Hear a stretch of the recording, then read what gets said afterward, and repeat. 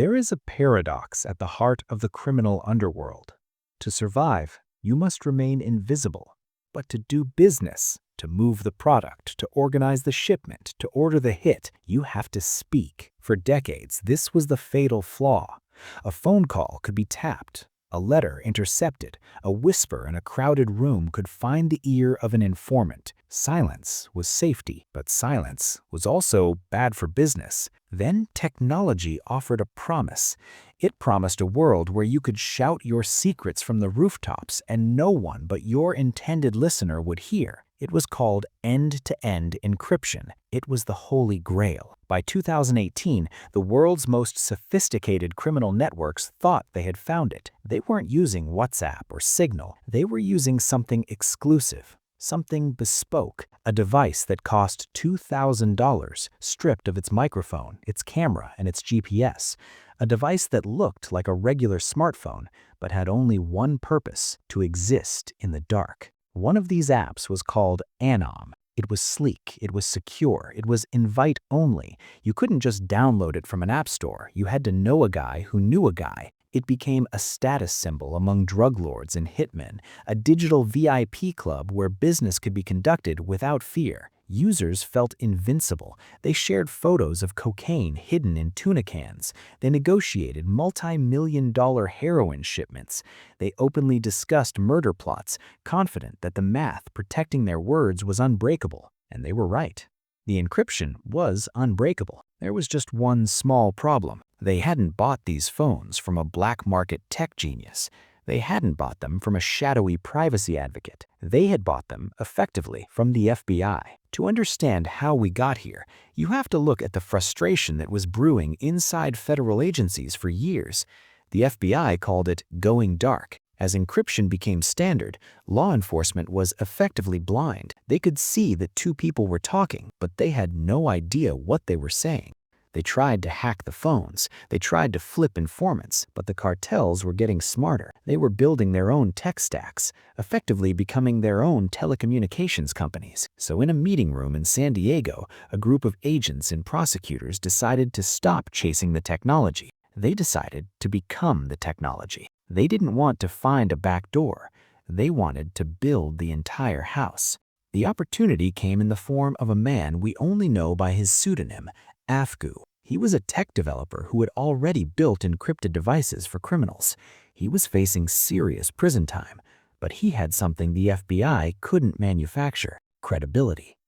The FBI made him a deal. They wouldn't just use his code, they would help him launch a new brand, a better brand. They created Anom. On the surface, the device was a masterpiece of security theater. If you turned the phone on, it looked like a standard Android. You could play Candy Crush. You could open the calculator.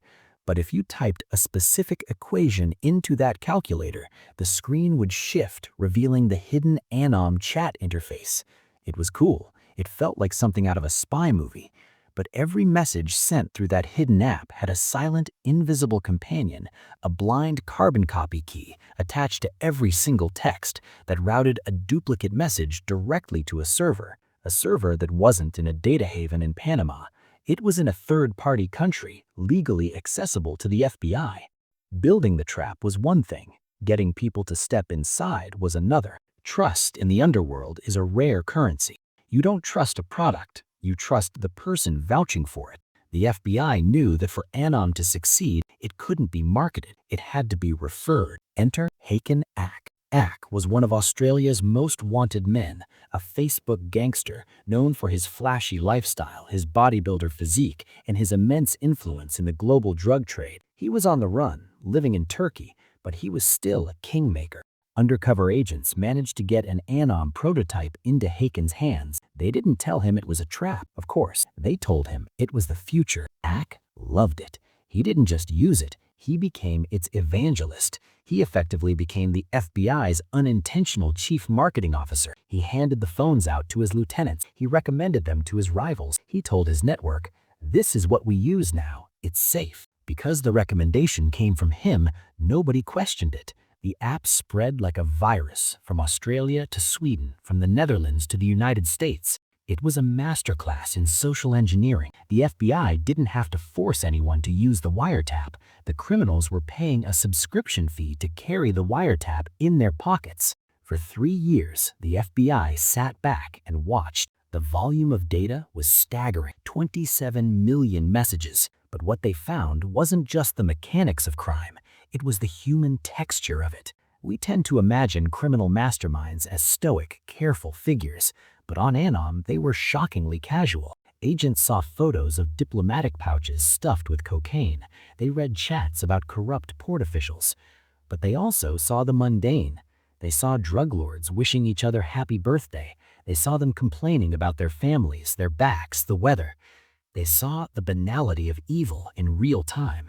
There was a surreal dissonance to it all. In one chat, a user might be ordering a hit on arrival. In the next, he's asking for advice on cryptocurrency or sharing a meme. They felt so safe that the police weren't just listening to the crimes, they were practically sitting at the dinner table. The FBI knew when shipments were arriving before the drivers did. In some cases, Swedish police were able to prevent murders before the hitmen even loaded their weapons. The irony was total.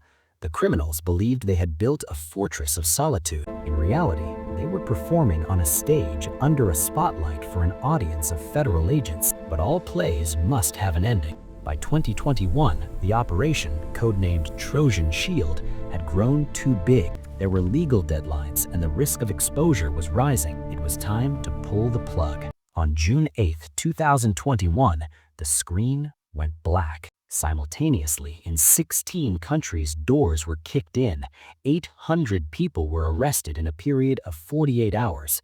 Tons of drugs were seized, luxury cars, weapons, piles of cash. The underworld was in chaos. Nobody knew who to trust. They didn't know if their partner had snitched or if their phone had betrayed them. When the news broke that Anom was the FBI, the psychological blow was heavier than the legal one. They hadn't just been caught, they had been tricked. The fallout was global. It was the largest law enforcement sting in history, but it left behind a strange lingering question about the nature of privacy and trust. For Haken Ak, the influencer, the revelation was a death sentence. He had unwittingly led his friends, his partners, and his family directly into prison. He is likely still running, looking over his shoulder, knowing that he was the Trojan horse. Operation Trojan Shield proved that in the digital age, the greatest vulnerability isn't the code, it's the human desire to feel safe. The criminals wanted a world where they could speak freely, without consequence. The FBI gave them exactly that.